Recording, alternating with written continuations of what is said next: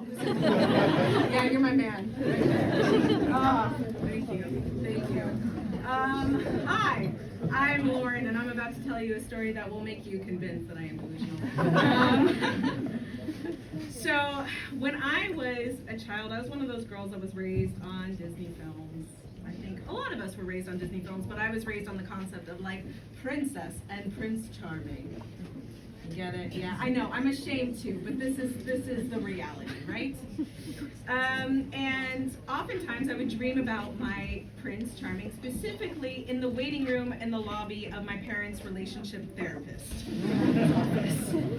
And behind the door, I would hear like, you know, like Charlie Brown, like wah wah wah wah wah wah wah, which is how my mother sounds. And I would hear my father go.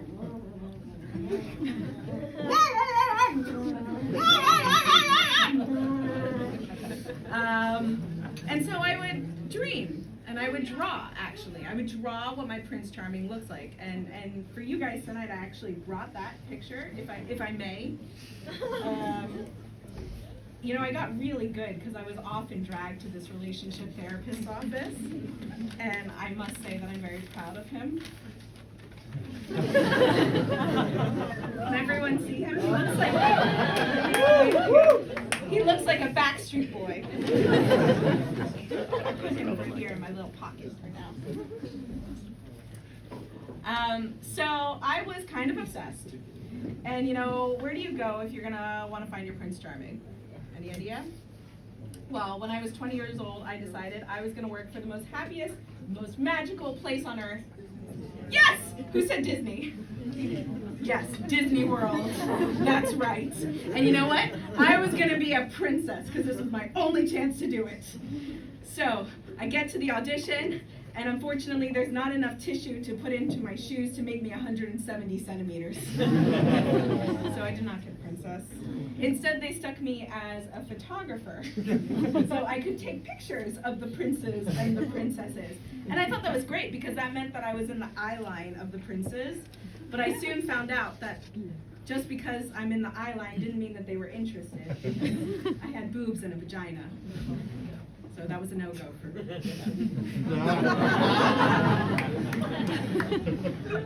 So they ended up sticking me most of the time on Main Street, which is like this long street leading up to the castle.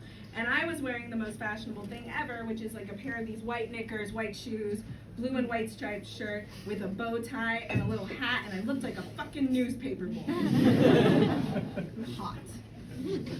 And I would end up taking pictures of families with forced smiles, dragging their children, being like, "Smile for the camera, honey. Can you remove these thousands of people behind me so it's just a picture of us in the castle?" And then my favorite is when I would photograph the proposal. Can you imagine? Big American style. The guy gets down, or whoever gets down on one knee and then opens this big box with a ring that's like 4 times their salary. And then the person on the other side is like, "Oh my God, I had no idea." But she did. She knew all along. That's why she looked fucking perfect. And I would take this picture day in and day out of other people's fucking happiness.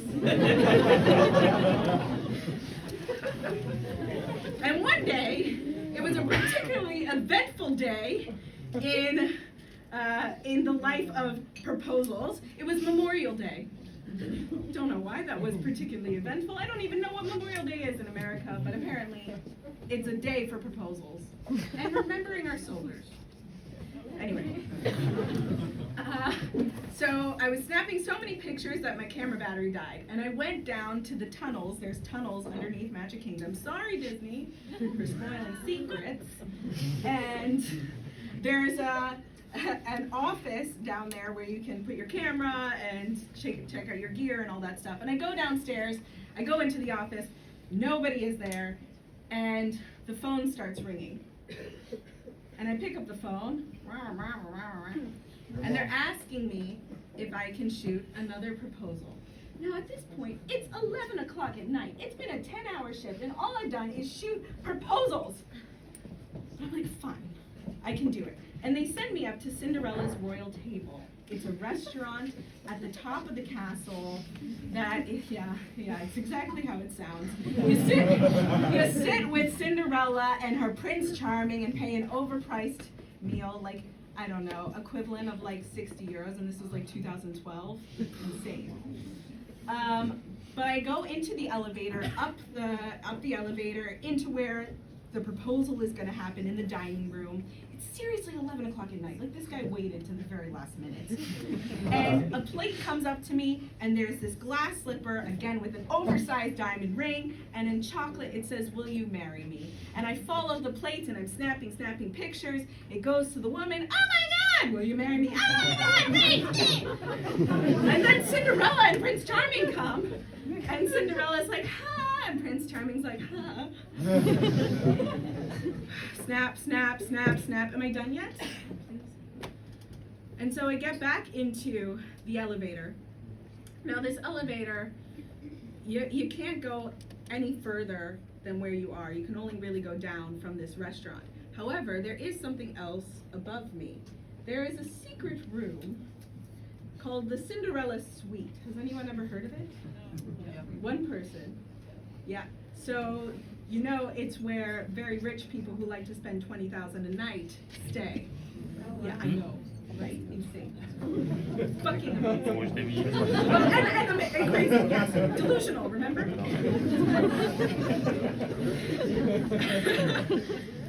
And I press the down button, and all of a sudden, the elevator starts going up. And suddenly, I'm like, holy fuck. I knew all these years of taking these pictures meant for something. I knew I am manifesting. Where? Where is he? Him! Winky eye and all. And I look in the mirror and I look awful. So it's a 10-hour shift. What do you expect? And so I kind of take out my hair, like do this a little bit. And I had the bow tie on, but I like take it out so it looks like I had a night, like a drunk night, you know, like at a cocktail bar. And I lean against the elevator like this, like hello. Hey. And the door slowly opens, and this like blue light comes in, and then there's this like dust, but it looks like glitter and pixie dust to me at this point. It's like shimmering. And then this shadow figure comes, and I wonder, like, at this point, I'm like, is it Cillian Murphy? Is it Benedict Cumberbatch? Is it Idris Elba? Please let it be Idris. But this figure is a little bit too short for that, so I'm like, okay, maybe not, maybe not. And it ends up being this woman in plaid. Now, what plaid means is she is a tour guide to celebrities. And I'm like, my fairy godmother, even better! And so she sees the excitement on my face and my kind of like awkward pose in which I'm trying to shift now uncomfortably. And she's like, would you like to come in? And I was like, yes, please. She's gonna introduce me. All right, here it goes. And so I step out, and I step onto this marble floor inlaid with gold.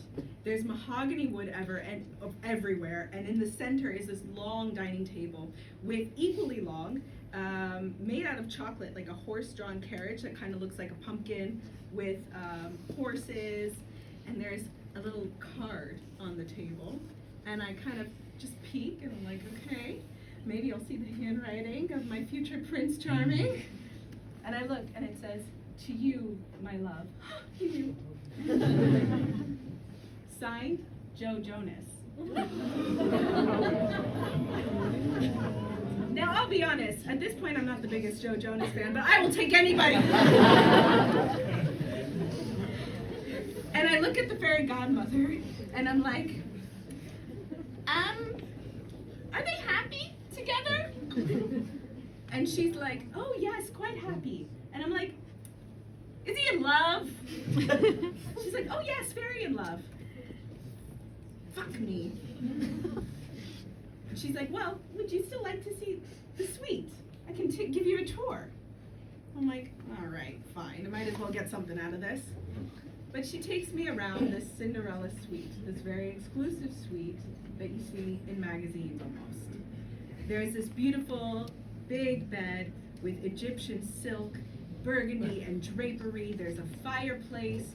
There's a bathtub with mosaics and like a starry night sky above.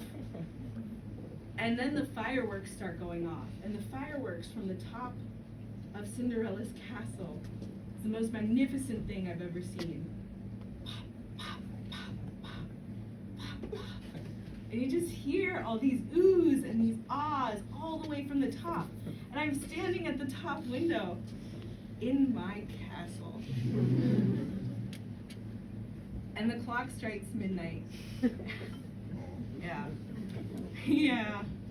And she shuffles me back to the elevator, and she presses the down button, and she takes me to the basement, to the office where the photographers go, and no one is in there.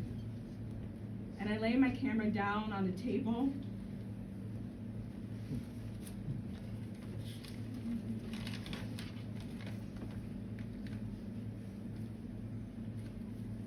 I didn't find my Prince Charming that night, but I did find something magical. And so I picked up a broom and I started sweeping.